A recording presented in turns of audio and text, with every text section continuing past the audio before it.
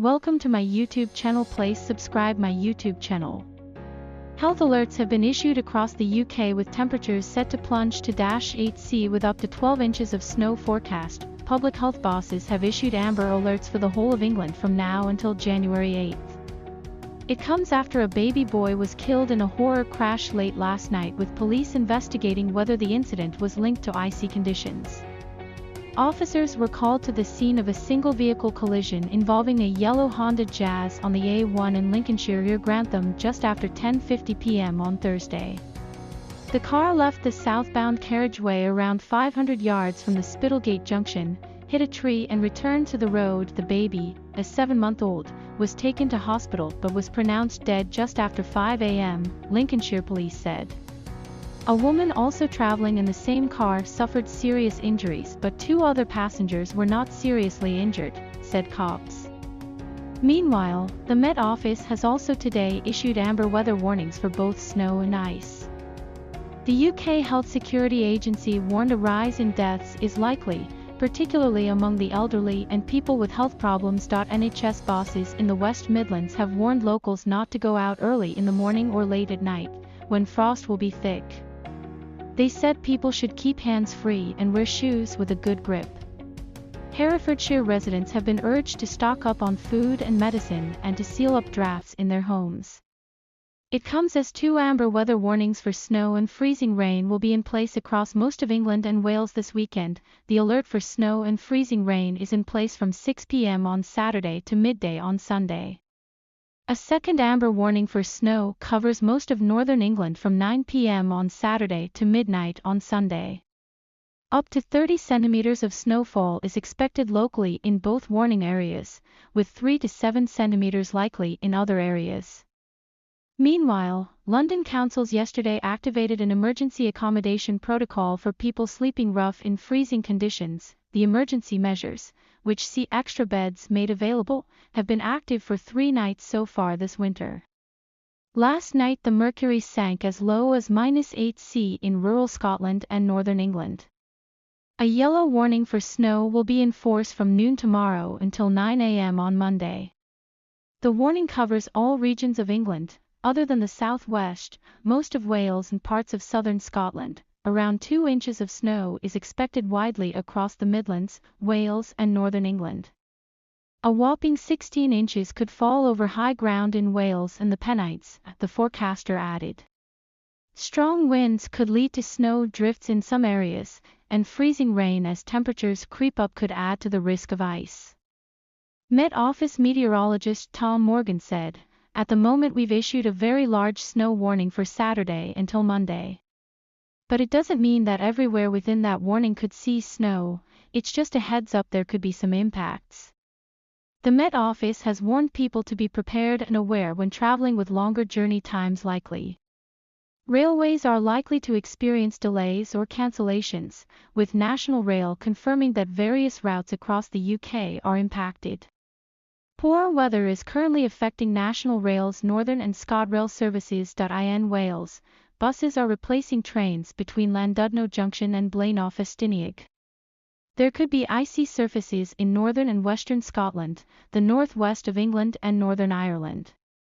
Motorists and pedestrians alike are warned to be wary of icy patches on untreated roads, pavements or cycle paths. A major incident declared in Greater Manchester on Wednesday because of flooding has been stood down. The frost that crept across England that winter was unlike anything anyone could remember. It wasn't just the bitter cold that stung the skin or the icy roads that gleamed like polished silver. It was the eerie silence, the way time seemed to pause every morning and evening, warning people to tread carefully, or not at all. In a quiet town nestled amidst rolling hills, the tragedy struck. A young family was driving home, their baby, barely 7 months old, nestled in a car seat, gurgling happily. They had celebrated a small milestone that day, the baby's first attempt at crawling. It was a moment etched in their hearts, and they carried that joy with them on their journey back. The roads, however, had turned treacherous overnight. A thin sheet of black ice, invisible to the eye, lay in wait. As their car approached a sharp bend, the tires lost grip, and in an instant, their world turned upside down, literally. The vehicle skidded, flipped, and came to rest in a ditch. The aftermath was devastating. Emergency services arrived swiftly, but the cold had already claimed its innocent victim. The baby, the symbol of hope and joy, was gone. The town mourned collectively, their grief a silent wail echoing through the frosty air. The news spread like wildfire.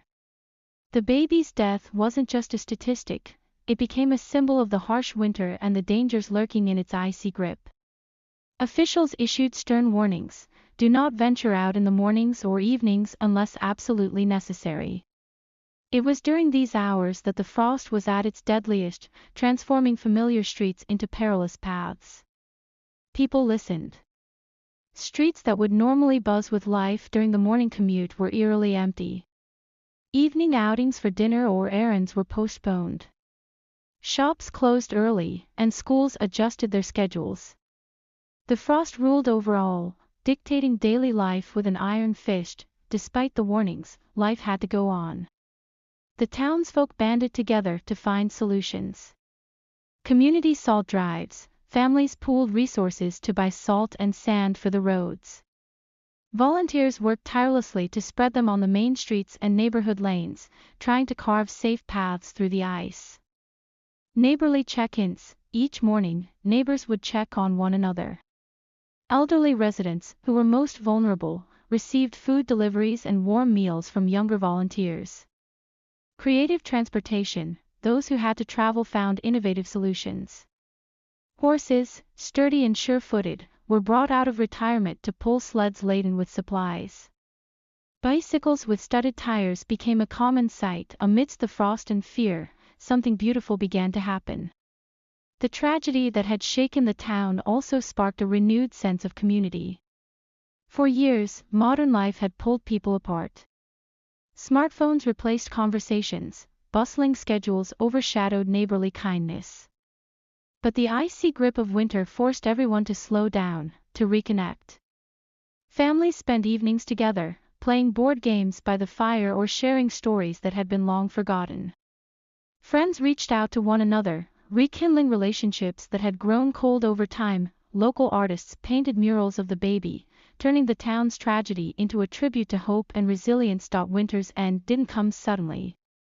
It was a gradual retreat, as if the frost itself had grown weary of its dominance.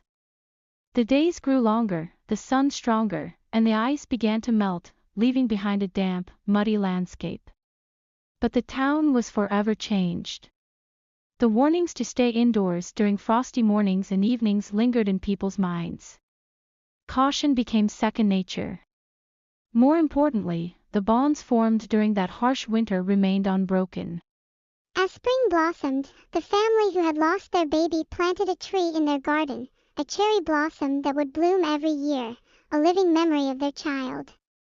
The community gathered for the planting, offering words of comfort and love.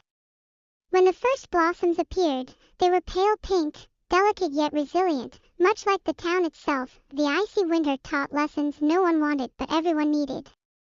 It reminded people of life's fragility and the importance of human connection. While the frost took something precious, it also gave something invaluable, a sense of unity, a reminder to cherish each moment, and the realization that even in the coldest times, warmth could be found in the hearts of those around you. And so, each year as winter approached, the townsfolk prepared.